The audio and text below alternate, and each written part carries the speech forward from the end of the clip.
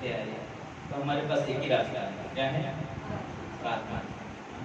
क्योंकि प्रार्थना हमने भेजा था आज का जो शीर्षक है संदेश का, प्रार्थना जीवन जीना हमारे कठिन परिस्थितियों में सामर्थ्य उत्पन्न करता है। प्रार्थना का जीवन जीना हमारी कठिन परिस्थितियों में सामर्थ्य उत्पन्न करता है। रियली ये सच्चाई है। बता, दुख में हो, परेशानी में हो, समस्या में हो, एक ही हमारे पास रास्ता है, प्रार्थना करें। हर परिस्थिति का इलाज है प्रार्थना, हर परिस्थिति का।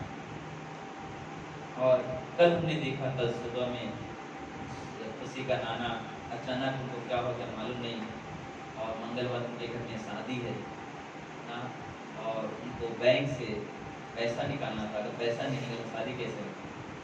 और उनको बोले तुमको अचानक क्या होगा तुम्हारा मालूम नहीं, कि घर में बहुत सारा पैसा पड़ा हुआ है। फिर बाद में बोलते ना है मेरे घर में बहुत सारे बाबा लोग, वो लोग जाएंगे लेके आएंगे। अचानक उनकी ना काम नहीं कर रहे थे, और उस समय में सूरज गांव से फोन किया, पास्टर प्रार्थना करो, बहुत टेंशन है। क्या हो गया? बोला कि बस मंगलवार को शादी है, घर में पैसा नहीं, क्योंकि नाना ही सब देखभाल करने वाले, तो नाना अगर बैंक नहीं है तो पैसा कैसे मिलेगा? लेकिन उनका दिमाग नहीं काम करा, क्या करना। प्रार्थना हुआ, प्रार्थना होने के बाद कहीं गए, लेकिन सर्वर काम नहीं किया तो रिटर्न आ गए। लेकिन हमारे लिए क्या है? प्रार्थना परमेश्वर सुनता है, उस समय उनके मन में शांति तुरंत करेंगे ना। प्रार्थना का विद्यार्थी नहीं है। आप कोई भी क्षण में किसी परिस्थिति में प्रार्थना करो ना। और हम लोग संदेश में जाएंगे भजन संहिता 55-17, भजन संहिता 55-17।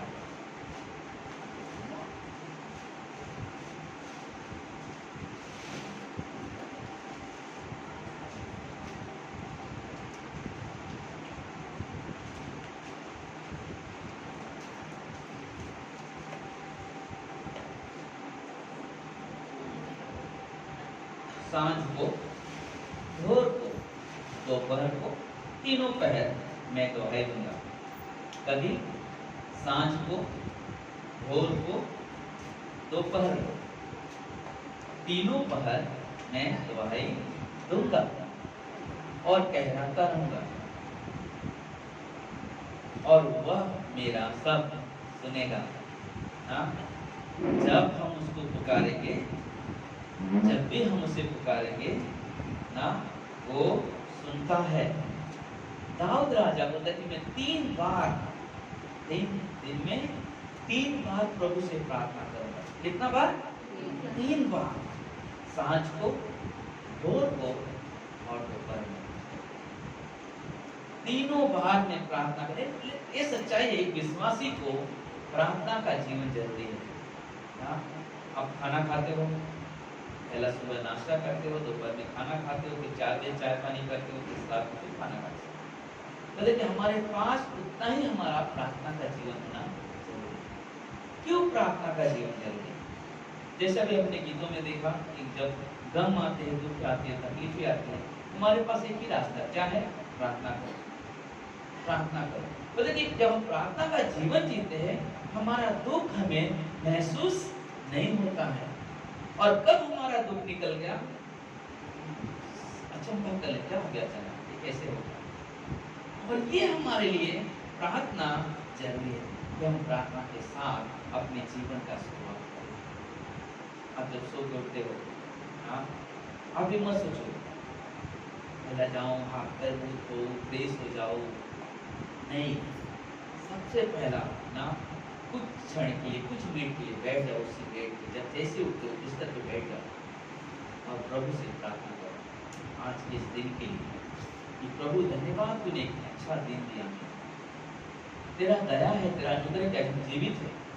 इस दिन जो नया दिया है, इस दिन में तू हमें संभाल, क्या कर, तू हमें संभाल, दुख से, पीड़ा से, बीमारी से, बुराई से, बुरी आदतों से, क्या कर, मुझे संभाल, सुरक्षा दे मुझे। हमारे रोजी रोजगार में हम जिधर काम कर उस कामों में प्रभु आशीष दे। और ये सुबह की प्रार्थना बहुत ही सामर्थ्य प्रार्थना होती है। जिस दिन आप अपने जीवन में एक नियम बना लोगे इस तरह से ना, मैं कहता हूँ आप हमेशा सफलता पाओगे। और आप हमेशा एक चीज कहोगे, प्रभु हमारी हर प्रार्थना सुन रहा है, हर प्रार्थना सुना और सुनता है परमेश्वर। क्योंकि दाऊद राजा का जीवन इतना अच्छा था प्रभु के साथ कि वो हमेशा प्रार्थना आराधना, प्रार्थना आराधना, प्रार्थना आराधना। इसलिए पहला शमूएल के 17 अध्याय में हम लोग देखते हैं कि बहुत बड़ा व्यक्ति आया उसके सामने लड़ने के लिए, गोलायत नाम का 9 फुट का आदमी, 9 फुट, सोचो ना 9 फुट का आदमी, इतना लंबा चौड़ा मोटा, उसके सामने सब छोटे छोटे दिखाई दे रहे थे। राजा है साउल वहां पे, उसके पास सेना है, लेकिन सेना रहने के बावजूद भी उस एक आदमी से लड़ने के लिए कोई जा नहीं रहा, सेना तक तैयार नहीं है। राजा वहां का राजा है, लेकिन राजा के पास हिम्मत नहीं उसके पास जाए। लेकिन दाऊद वहां पे गया, मैं जाऊंगा लड़ने के लिए। लोग हंस रहे, मजाक उड़ा रहे। और जब वो गया तो वो भी आदमी देख के उसको हंस रहा है और बोल रहा है कि मैं कुत्ता हूँ, एक बच्चे को भेजा मुझे मारने के लिए। और देख रहा उसके बाद कोई हथियार नहीं है, कुछ नहीं है, लड़ने आया। उसने कहा मैं उस परमेश्वर से आया हूँ जिसने मुझे जंगल में जब मैं भेड़ बकरी को चराता था तो मतलब उसने मुझे संभाला है। खतरनाक जानवर है, लेकिन मेरा परमेश्वर मेरे साथ है, क्योंकि मैं उसकी आराधना करता हूँ, मैं उससे विनती करता हूँ, मेरी संगति है उसके साथ, मैं परमेश्वर के हृदय के पीछे चलता हूँ और परमेश्वर मुझे जीत दिलाएगा। और ऐसे ही हुआ। तो उस प्रार्थना के जीवन से जब आप 18 अध्याय में देखोगे तो जीत हासिल करते हैं और उसकी लोग बढ़ाई करते हैं। 17 में जीत के 18 में क्या हो रहा है? 18 अध्याय में लोग उसकी बढ़ाई कर रहे हैं। मतलब जब हम उस प्रार्थना के जीवन में चलते हैं तो प्रभु देखता है कि हम किस मन से प्रभु के पास हैं। हम नहा लिया, कपड़ा पहन लिया, आके बैठ गए, वो जरूरी नहीं है। हमारा ये साफ रखें, अपना मन साफ रखें परमेश्वर के पास। और जब आप सो के उठते हो आप एक ही काम करोगे, सबसे पहला हम परमेश्वर को पुकारें, परमेश्वर से मदद मांगे, परमेश्वर से सहायता मांगे। बच्चे स्कूल जाते, बच्चे लोग अपनी पढ़ाई के लिए परमेश्वर से मांगे। परमेश्वर प्रार्थना सुनता है। हालेलुया। परमेश्वर प्रार्थना सुनता है और वो प्रार्थना कभी व्यर्थ नहीं जाता किसी भी क्षण। जब हम लोग दूसरा राजा की किताब में देखते हैं, एक व्यक्ति है जिसे बीमारी से ग्रसित है, अब वो मरने वाला है। परमेश्वर ने एक दूत भेजा उसके पास, अपने भविष्यवक्ता भेजा उसके पास, जाओ उस राजा को बोल तू अब मरने वाला है, तो अपने राजपाट क्या कर, जिसको जो पदवी देना है, जिसको बांटना है बांट दे। इस संदेश को पाते ही वो बीमार व्यक्ति रोने लगा, लेकिन रो के बैठा नहीं एक जगह, लेकिन मतलब रो के दीवार की तरफ मुंह करके रो कर प्रभु से बातें कर। प्रभु तू जानता है मैं कैसा जीवन जी रहा हूँ, मैंने कभी प्रभु तेरे अपने शरीर तेरी निंदा नहीं किया, मैंने हमेशा तेरा आदर किया, तेरा सम्मान किया। प्रभु तू मेरी मदद कर। मालूम क्या हो गया वहां पे? जैसे कि वापस जो व्यक्ति संदेश लेकर आया था वही व्यक्ति को वापस परमेश्वर बोल, जा उसके पास, उसको बोल तेरी प्रार्थना सुन ली गई है। हालेलुया। तेरी प्रार्थना सुन ली गई है। उसको बोल तेरी उम्र 1 साल नहीं, 2 साल नहीं, 3 साल नहीं, 4 साल नहीं, 5 नहीं, 6 नहीं, 7 नहीं, 8 नहीं, 9 नहीं, 10 नहीं, 11 नहीं, 12 नहीं, 13 नहीं, 14 नहीं, 15 वर्ष तेरी आयु और बढ़ा दी गई। हालेलुया। मतलब सोचो जो आदमी आज मरने वाला है और उसका उम्र क्या हो रहा है, अचानक परमेश्वर उस प्रार्थना का उत्तर दे रहा है और 15 वर्ष उसकी उम्र बढ़ गई। सोचो आदमी के अंदर कितना आनंद भरा होगा, कितनी खुशी हो रही थी कि मैं मरने वाला था और परमेश्वर कितना महान परमेश्वर है जो उस बाबे की प्रार्थना को सुन लिया और मुझे नया जीवन दिया। परमेश्वर प्रार्थना सुनता है किसी भी परिस्थिति में, किसी भी हालात में हो, बल्कि परमेश्वर के साथ एक गहरा रिश्ता था, एक गहरा रिश्ता। जैसे हम लोग अपने एक शादीशुदा इंसान अपने पति पत्नी के साथ कितना घनिष्ठ रिश्ता होता है, एक दूसरे का आदर, एक दूसरे का सम्मान करना, वैसे उनके बच्चे, हमारे बच्चे होते कि अपने माता पिता के साथ एक घनिष्ठ रिश्ता रखता है और गर्व से कहते हैं मेरे माँ बाप। लेकिन वैसे ही हमें अपने परमेश्वर प्रभु यीशु के साथ, ताकि हम गर्व से ये मेरा परमेश्वर है, यीशु मेरा परमेश्वर है, वो मेरी हर परिस्थिति में, हर हालातों में मेरे साथ रहता है। और जब भी उसे पुकारता हूं तब भी वो क्या करता है, उस समय सुनने के लिए तैयार है। हालेलुया। हमें हमेशा परमेश्वर के साथ वो जीवन जीना है जिससे परमेश्वर चाहता है। परमेश्वर हमारी मन की तैयारी चाहता, हमारे शरीर की तैयारी नहीं। क्योंकि मत्ती की किताब में 26 के 41 से 42 में यीशु मसीह बोल रहे कि शायद हमारे शरीर कमजोर है, हमारा शरीर उस लायक नहीं कि हम प्रभु के पास जाएं, कैसे हाथ जोड़े, नहीं जोड़ पा रहे क्योंकि हम कमजोर है। लेकिन मालूम है हमारे लिए सबसे अद्भुत क्या चीज है, अगर मेरी मन की तैयारी है, शरीर बेशक मेरा काम नहीं कर रही, मेरी आत्मा तो तैयार है प्रार्थना के लिए, पहले उस प्रार्थना में जाना परमेश्वर के सामने, तो उस प्रार्थना में परमेश्वर के सामने जाना और पुकारना। आज से कम 8 साल पहले मुझे याद है वो पल जब एक औरत मीरा राठौर ना, तो जो जसई में रहती है नेहरू के पास, और उस समय संडे था और संडे के दिन मेरा हॉल नहीं था, तो शशि के घर में सभा चल रहा था। उस औरत ने रो रो के गवाही दे रही थी, याद है किसी को? उसका आदमी जसई में था और वो अपनी मैके चली गई थी, झगड़ा करके नहीं, ऐसे बीमार थी तो तकलीफ है, उसने अपनी मैके चली गई थी। और सडनली उस आदमी को फोन आ रहा है कि तेरी पत्नी इस दुनिया में नहीं, और वो अपने दोस्त के घर में खाना खा रहा था। जब फोन, जैसे ही फोन सुना उसके, वो रोने लगा जोर जोर से। जिस व्यक्ति के घर में वो खाना खा रहा था, दोनों हमारे कलीसिया में आते थे इस समय। उसने कहा कुछ मत कर, पास्टर को फोन कर। और उसने जो फोन किया, हम उसे दिलासा दे रहे और कह रहे कि तुम टेंशन मत लो, जीवन किसके हाथ में रहता है? परमेश्वर का। वही देता है, वही लेता है। और उस समय वो रो रहा है, लेकिन पास्टर मेरे छोटे छोटे बच्चे, उनको कौन देखेगा, कौन संभालेगा? रो रहा है। उसके बाद हमने कहा चिंता मत करो, थोड़ी देर में प्रार्थना फोन करता हूँ तुमको। उसके बाद मालूम है हमने सबको प्रार्थना निवेदन भेजा, हमारे मेन कलीसिया हमको सबको हमने प्रार्थना किया। उसके बाद सबको प्रार्थना भेजते भेजते प्रार्थना, जैसे 10 मिनट के अंदर मतलब कि जो औरत को कहा गया था वो मर गई नहीं है, बस उस औरत ने जैसे ही पता नहीं कि उसका प्राण वापस उसके अंदर है, उसने कॉल किया, पैसर और प्रार्थना करो ताकि मैं पूरी तरह से चमकूं। हालेलुया। परमेश्वर के लिए कोई भी काम करके नहीं, अगर आप परमेश्वर पे निर्भर हो, परमेश्वर आपकी दुआ को कभी इनकार नहीं करेगा। हमें परमेश्वर पे निर्भर रहना, हमें परमेश्वर पे हर परिस्थिति में, हर हालात में उसके साथ एक घनिष्ठ रिश्ता बनना और परमेश्वर के साथ चलना। बिना परमेश्वर के हम लोग कुछ नहीं कर सकते। कितना भी हमारे पास धन आ जाए, कितना भी हमारे पास दौलत आ जाए, शायद हमारे पास बहुत अच्छी अच्छी गाड़ियां आ जाएंगी, महल बना लेंगे, लेकिन अगर हमारे पास वो परमेश्वर नहीं है, जो परमेश्वर स्वर्ग का सिंहासन छोड़कर हमारे बीच में आया, वो प्रभु यीशु मसीह है जो हमसे प्रेम करता है, अगर वो हमारे घर में नहीं, हमारे जीवन में नहीं है, हमारा जीवन व्यर्थ है, हमारा जीवन व्यर्थ है।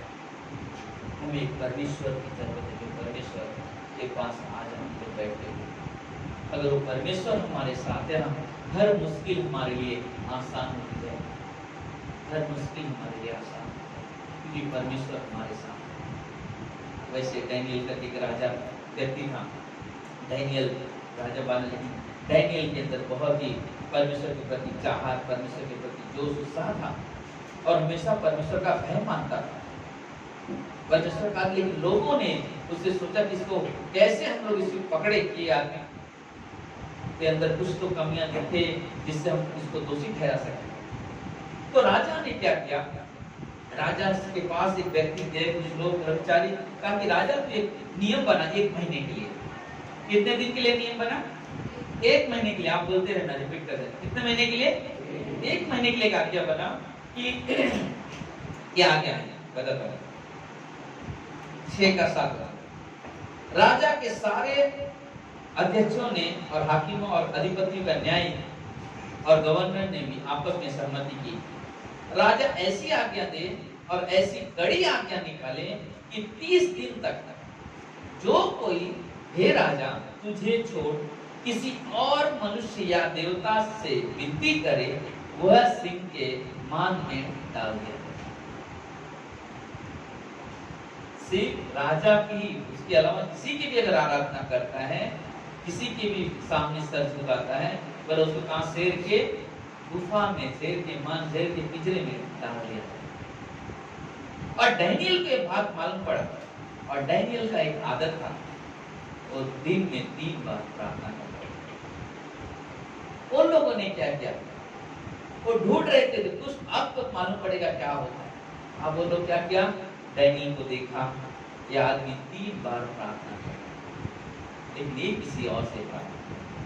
हम वो लोगों ने क्या किया? राजा के पास क्या कहा कि राजा, जो एक व्यक्ति है वो तेरी आज्ञा का उल्लंघन, यानी ना तो तेरे आज्ञा से डरता है, ना उससे डर रहा है, ना तो जो सिग्नेचर तूने किया है या लोगों ने किया उस नियम के बारे में, उसका कोई भय नहीं है, लेकिन वो अलग से किसी और की आराधना करता है।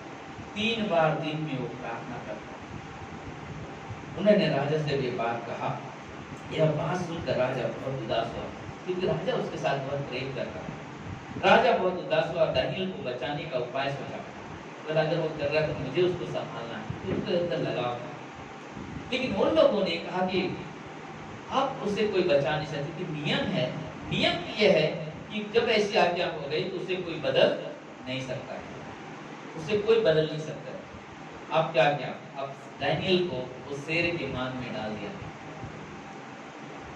दानियल को, उस व्यक्ति को शेर के मान में डाल दिया, क्योंकि वो सच्चे परमेश्वर की आराधना कर रहा है। उसके अंदर भय नहीं है, डर नहीं है। मैं मेरे परमेश्वर को छोड़ किसी और की आराधना नहीं कर सकता, क्योंकि मेरा परमेश्वर जीवित परमेश्वर है। और एक कर रहा है, अपने परमेश्वर की आराधना करे, प्रशंसा करे। और राजा ने आज्ञा का पालन नहीं किया, उसने राजा की आज्ञा। और उसके बाद क्या हो गया? उन लोगों ने उसे जाकर शेर के पिंजरे में मान में डाल दिया। और जब राजा के अंदर बहुत बेचैनी हो, भोर को बोलते कि भोर के समय राजा आया, उसके अंदर एक चीज कि कहीं ना है कि नहीं, मुझे लगाव था उसके ऊपर। और वो जाके आवाज दे रहे कि डैनियल, डैनियल, हे जीवित परमेश्वर के दास, क्या तेरा परमेश्वर जिसकी तू नित्य उपासना करता है, तुझे सिंहों के मान से बचा सका? तब डैनियल ने राजा से कहा, हे राजा, तू युगान युग जीवित रहे। मेरे परमेश्वर ने अपना दूत भेजकर सिंहों के मुंह को बंद रखा, कि उन्होंने मेरी कुछ हानि नहीं कर सकी। हालेलुया। बल्कि वो परमेश्वर में जब निर्भर था, उसे कोई छू नहीं सका। हमारे और आपके जीवन में भी एक चीज है, जब आप परमेश्वर पे निर्भर रहोगे तो परमेश्वर वो काम करता है। अगर आपका बच्चा है, आपका बच्चा अगर आपका आज्ञा पालन करेगा तो आप क्या नहीं करोगे उसके लिए? सब कुछ करोगे। अगर वो बच्चा आज्ञा पालन नहीं करेगा तो दे दोगे क्या? नहीं दोगे। आप बोले कि जब तू मेरे हिसाब से नहीं रखने, कैसे तुझे ध्यान दे? जो सुनेगा उसको मैं करूंगा। बोलते कि परमेश्वर यही चाहता हम लोगों से कि हम अगर परमेश्वर की महिमा, परमेश्वर की आराधना करें, परमेश्वर के साथ चलें, तो कभी किसी चीज की घटी नहीं होगी, कभी किसी चीज की। परमेश्वर दयालु परमेश्वर, कृपालु परमेश्वर, प्रेम करता है परमेश्वर। तो जैसे उसे बचाया, वैसे हमें और आपको भी ना, जब ऐसी कोई परिस्थितियां आ जाएगी तो परमेश्वर बचाएगा, परमेश्वर बचाएगा। उसका वादा है। परमेश्वर के साथ चलो, परमेश्वर के साथ बैठो, बाइबल पढ़ो, वचन पढ़ो, वचन पढ़ने के बाद प्रार्थना करो। नहीं पढ़ना आता कोई बात नहीं, प्रार्थना कर सकते हो। या आजकल तो मोबाइल में बहुत सारी चीजें आ गई, आप सुनने वाला मोबाइल डाउनलोड करो, आप सुन सकते हैं घर में बैठे बैठे मोबाइल, बाइबल सुन सकते हैं। पढ़ना नहीं आता, सुन सकते हो, ना आवाज आ रही सुन सकते। क्योंकि बाइबल कहता है रोमियो के 10:17 में विश्वास सुनने से और सुनना मसीह के वचन से, यानी बाइबल से। विश्वास सुनने से और सुनना मसीह के वचन से। इसलिए हमें सुनने के लिए जरूरत है कि हम सुने और उसके बाद ऐसे कई ऐसे व्यक्ति हैं। अगर हम लोग प्रेरितों के काम के 10 अध्याय में जाएंगे, एक व्यक्ति और है जो बहुत ही परमेश्वर का भय रखना, परमेश्वर का आदर करना, परमेश्वर के लिए दान देना, परमेश्वर के प्रति एकदम समर्पित जीवन था। और वो प्रार्थना कर, लेकिन वो सोच रहा है कि मैं सब कुछ तो कर रहा हूँ, मैं दान देता हूँ, प्रार्थना करता, लेकिन मेरी प्रार्थना का उत्तर आ रहा है, कब मिल रहा है कि नहीं, हमें तो मालूम नहीं पड़ा कि मेरी प्रार्थना सुनी जा रही है। और सुबह परमेश्वर ने से आवाज दिया, कुरनेलियुस, तेरी प्रार्थना और तेरे दान ग्रहण किए गए, तेरी प्रार्थना सुन ली गई है, तेरे भेंट ग्रहण कर लिए गए हैं। तू जा, पतरस को बुला, और वो पतरस आता और अपने सारे दान खुशी और आनंद, क्योंकि परमेश्वर ने उसकी प्रार्थना सुनी, उसके जीवन में दिखाई दे मेरी प्रार्थना मेरे परमेश्वर सुन रहा है, जिस पे मैं भरोसा करता हूँ, जिसका मैं आदर करता हूँ, बस परमेश्वर की खुशी चाहता हूँ। हर वक्त हर परिस्थिति में हमारा और आपका काम है कि परमेश्वर के साथ चले, परमेश्वर की महिमा परमेश्वर की पढ़ाई करें। क्योंकि अगर हमारा मन सही है, अगर हमारी मन की तैयारी है, तो हमारी प्रार्थना कभी व्यर्थ नहीं जाएगी। क्योंकि बाइबल कहता है भजन संहिता 66, 18 और 19 में, यदि मैं मन में अनर्थ की बात सोचता हूँ, अगर मेरे मन में कुछ गलत चीजें चल रही है, तो परमेश्वर मेरी नहीं सुनेगा। बाइबल कहता है अगर मेरे मन में कुछ गलत चीजें सोच रहा हूँ, तो परमेश्वर मेरी नहीं सुनेगा। परंतु परमेश्वर ने तो सुना है, उसने मेरी प्रार्थना की ओर ध्यान दिया। गलत सोचूंगा तो नहीं सुनता, लेकिन उसने सुना है, इसका मतलब एक ही चीज है कि मेरा मन शुद्ध है। आपका मन शुद्ध है, आपने प्रार्थना किया, सुना है, इसका मतलब एक ही चीज, आप परमेश्वर के ऊपर पूरी तरह से निर्भर हो, अपना संपूर्ण मन परमेश्वर को समर्पित किए हो, तो परमेश्वर सुन रहा है, आपका प्रार्थना सुन रहा है, आपके दुख को समझ रहा है, आपकी क्या समस्या, क्या तकलीफ है, क्या पीड़ा है। हम लोग शुक्रवार के पास प्रार्थना में हमने देखा बहुत सारे लोग दुख तकलीफ में, आज हमारे पास में इधर दो दिन बैठे हैं, उधर एक दिन बैठे, वहीं से हम लोग प्रार्थना शीतल भूमि के पास प्रार्थना में देखा, मुझे बहुत साल पहले की पुरानी चीज़ें याद आ रही। पहले लोग जब चर्च नहीं था, हम लोग आते थे मान को प्रार्थना करने के लिए, सुशीला का घर पे और लोग घर पे, तो बोले कि कल वहाँ पे फिर वहाँ पे फिर ऐसे प्रार्थना करना, फिर लोग आते मेरे लिए ये प्रॉब्लम, मेरी प्रार्थना करो, मेरे लिए ये प्रार्थना, मेरे लिए। कल उस दिन शुक्रवार के दिन ऐसे ही हो रहे थे, पूरा घर शीतल का भर गया था लोगों से, और सभी लोग मिलकर प्रार्थना निवेदन करें। बोले कि प्रार्थना का जीवन बहुत जरूरी है, प्रार्थना का जीवन जरूरी है, उपवास करो। नहीं समझ में आ रहा, आपकी बीमारी कठिन लग रहा है, आपकी परिस्थिति खराब लग रही है, नहीं सुधर रही, आप एक सबसे महत्वपूर्ण चीज़ है, आप प्रभु यीशु के नाम से उपवास करो। प्रभु यीशु मेरी ये तकलीफ है, मेरी ये पीड़ा है, ये तकलीफ तो होनी चाहिए, मेरे बेटे का समस्या है, मेरी बेटी का समस्या है, मेरे पति का समस्या है, मेरी पत्नी का समस्या है।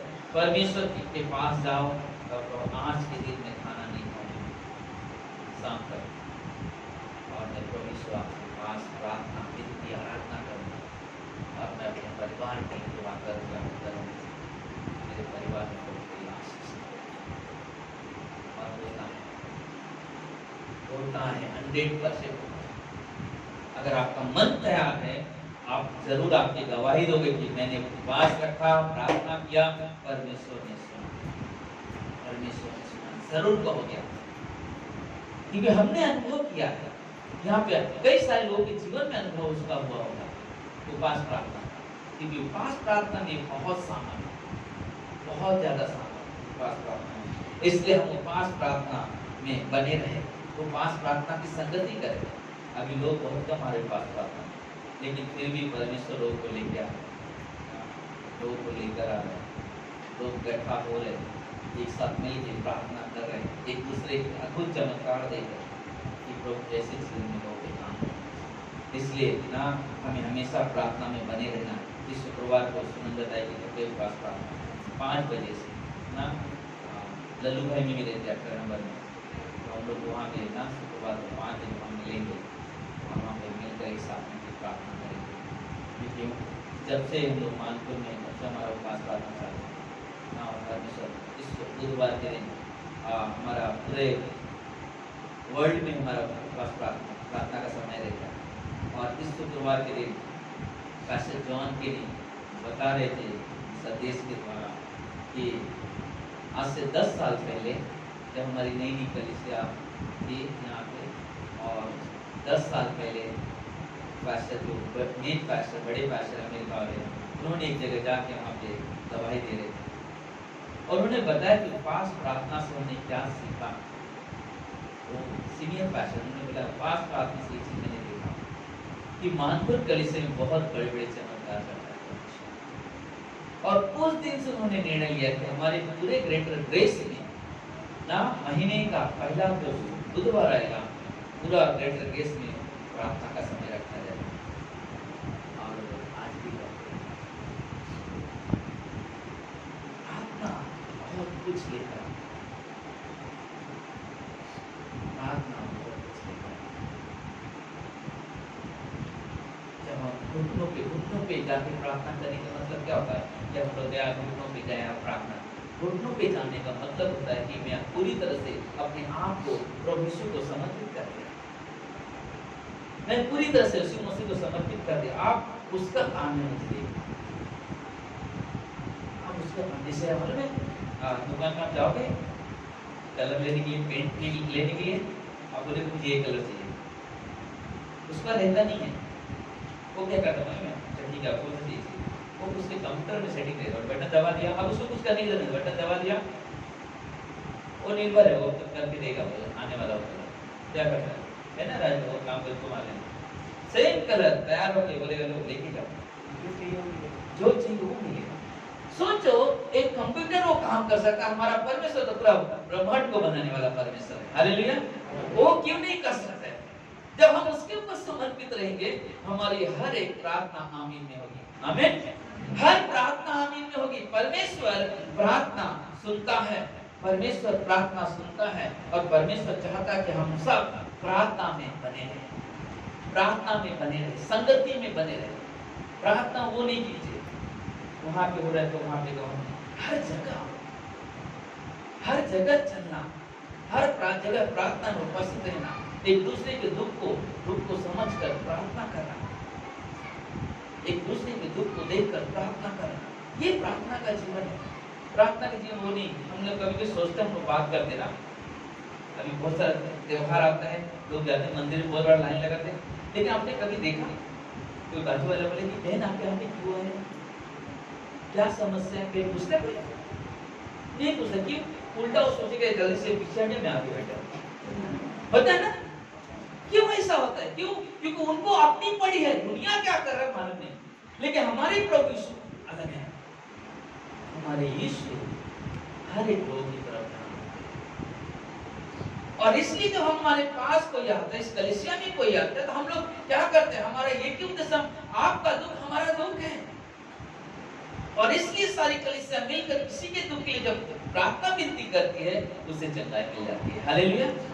इसलिए बहुत जरूरी है, पता है, हम लोग उस तरह से नहीं कि ना अरे जाओ धक्का मार दो, पीछे जब मैं आप चलते नहीं, ये क्या हो गया? स्वार्थ। इसलिए उनमें झगड़े होते, इसलिए उनमें मारामारी होती। प्रभु यीशु में प्रेम मिलता है, प्रभु यीशु में आनंद मिलता है, और इसलिए लोग प्रभु यीशु के पास आते हैं। प्रभु यीशु किसी का पक्षपात नहीं करते, किसी का पक्षपात नहीं करते। प्रभु यीशु में सब एक समान है, और प्रभु यीशु सभी से एक समान प्रेम करते।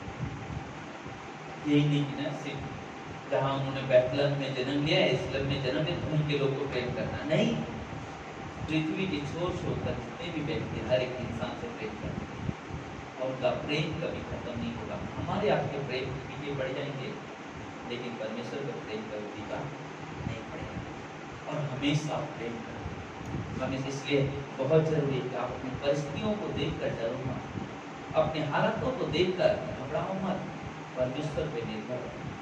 जो परमेश्वर पर विश्वास करते हो, आपका परमेश्वर आपकी परिस्थितियों को देखकर मुंह नहीं घुमाएगा, उल्टा आपकी परिस्थिति को देखकर आपके परिस्थिति के साथ सामने सामने खड़ा रहेगा। आप लड़खड़ाओगे, वो थाम लेगा आपके हाथ, नहीं गिरने देगा, क्योंकि वो हमारा परमेश्वर है, वो हमसे हमसे प्रेम करता है। आप जहाँ भी हो, जिस परिस्थिति में हो, एक चीज करो, परमेश्वर को समर्पित करो। प्रभु से तू ही हमें संभाल सकता और कोई नहीं। अपनी परिस्थितियों को परमेश्वर के सामने लेकर जाना और परमेश्वर से विनती, परमेश्वर से प्रार्थना करनी। परमेश्वर ही है जो हमारे राह के दुख को, दर्द को समझ सकता है। क्योंकि जब उसका दोस्त यीशु मसीह का दोस्त नासरत बन चुका था, जब उसे मालूम पड़े, जब वहां पे गया, उसने रोया। सोचो, ये परमेश्वर है वो, और ऊपर परमेश्वर है और अपने दोस्त के लिए रो रहा है। परमेश्वर महसूस करता है दुख को, हमारा परमेश्वर, हमारा यीशु आपके दुख को महसूस करता है, और इसलिए आपके दुख के लिए वो दुखी होता है और आपके आनंद में आनंद करता है। हालेलुया। इसलिए हम उस परमेश्वर के पास चलते हैं, जब उस परमेश्वर के पास जब हम निर्भर होते हैं, इसलिए हमारा काम है कि हम परमेश्वर के पीछे संपूर्ण मन से चले और उसकी महिमा, उसकी प्रशंसा करें। आमीन। आइए हम लोग प्रार्थना करें। परमेश्वर, प्रभु यीशु, हम धन्यवाद देते हैं